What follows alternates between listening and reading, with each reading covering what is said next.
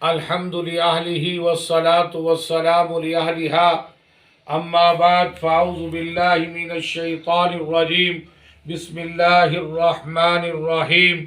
يا أيها الذين آمنوا كتب عليكم الصيام كما كتب على الذين من قبلكم لعلكم تتقون عن أبي هريرة رضي الله تعالى عنه قال النبي صلى الله عليه وسلم من صام رمضان ایمانا واحتسابا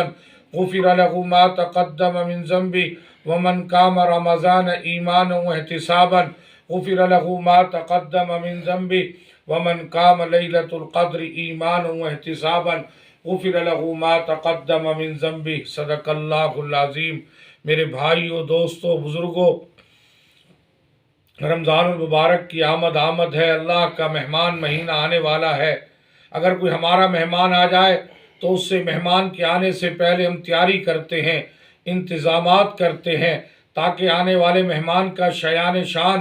استقبال ہو سکے۔ تو میرے بھائیوں، دوستوں، یہ اللہ کا مہمان مہینہ آنے والا ہے، اللہ کا مہمان آنے والا ہے، اللہ کے مہمان مہینے کی آمد ہے۔ تو ہمیں ابھی سے تیاری کرنی ہوگی، انتظامات کا آغاز کرنا ہوگا تاکہ رمضان المبارک کا شایان شان استقبال ہو سکے۔ رمضان المبارک کا شایان شان استقبال یہی ہے کہ ہم نے تکبیر اولیٰ کے ساتھ، پابندی کے ساتھ ہم نے 5 وقت نماز پڑھنی ہے، روزانہ کی بنیاد پر 1 پارہ 2 پارے قرآن مجید کی تلاوت کرنی ہے، ذکر اللہ، درود پاک کی تسبیحات، استغفار کی تسبیحات، سبحان اللہ و بحمدہ، سبحان اللہ العظیم کی تسبیحات، سبحان اللہ، الحمدللہ، اللہ اکبر کی تسبیحات ہم نے پڑھنی ہے۔ صبح شام ہم نے ذکر کرنا ہے، قرآن کی تلاوت کرنی ہے، اور رات کو ہم نے نماز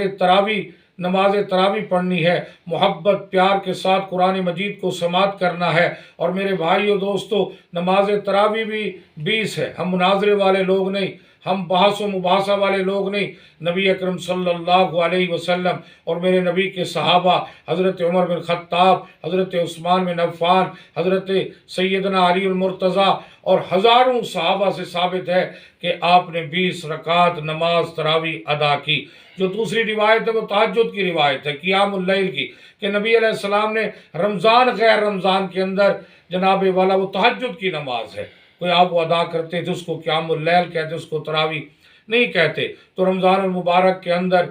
تہجد کی نماز بھی ادا کرنی ہے، سحری افطاری کے انتظامات بھی کرانے ہیں۔ تو اللہ کا مہمان مہینہ، حضرت ابو ہریرہ رضی اللہ تعالیٰ عنہ سے روایت ہے، من صام رمضان ایمانا واحتسابا غفر له ما تقدم من ذنبه۔ نبی اکرم صلی اللہ علیہ وسلم کا ارشاد گرامی ہے، جس نے ایمان کے ساتھ شریعت کو حق اور سچ جانتے ہوئے، فرضیت رمضان کا اعتقاد رکھتے ہوئے،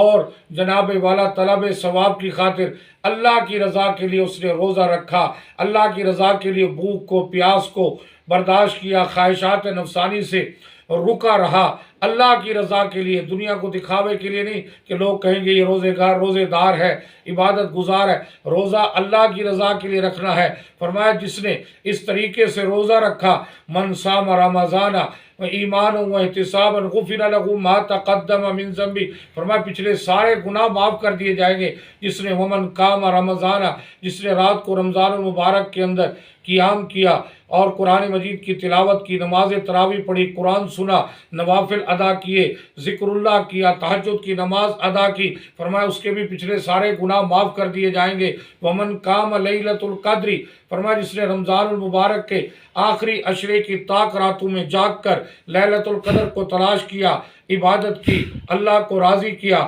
نبی علیہ السلام کی تعلیمات، سنتوں، طریقوں کو زندہ کیا، فرمایا اس کے بھی پچھلے سارے گناہ معاف کر دیے جائیں گے۔ ویسے تو پورا رمضان المبارک ہم یکسو ہو کر عبادت کریں، اپنے کام کاج کو، اپنی ضروریات کو کم کر کے بازاروں میں نہ جائیں، ادھر ادھر نہ جائیں، ابھی سے ہم رمضان المبارک کی خریداری بھی کر لیں تاکہ بازاروں میں نہ جانا پڑے، تاکہ بازاروں میں نہ گھومنا پڑے، یکسو ہو کر رمضان المبارک میں عبادت کریں، لیلۃ القدر کی رات کو تلاش کریں، اور پورا رمضان المبارک جناب والا راتوں کو جاگ کر عبادت کر کے گزارے، دن کو بھی عبادت کرے۔ فرمایا غفر لہ ما تقدم من ذنبی، اس کے بھی سارے گناہ معاف کر دیے جائیں گے۔ दुआ है रब्बे ज़ुल जलाल से हमारे मोहतरम जनाब कारी सईद अहमद रहीमी साहब अमीर जमीयत उलमा इस्लाम मुल्तान और मोहतमिम जामिया अबू हुरैरा ज़ट्टून और मोहतमिम जामिया मस्जिद अल अज़ीज़, दुआ है रब्बे ज़ुल जलाल से अल्लाह कारी सईद अहमद रहीमी साहब को सिहत व आफ़ियत, सिहत व सलामती अता फ़रमाए।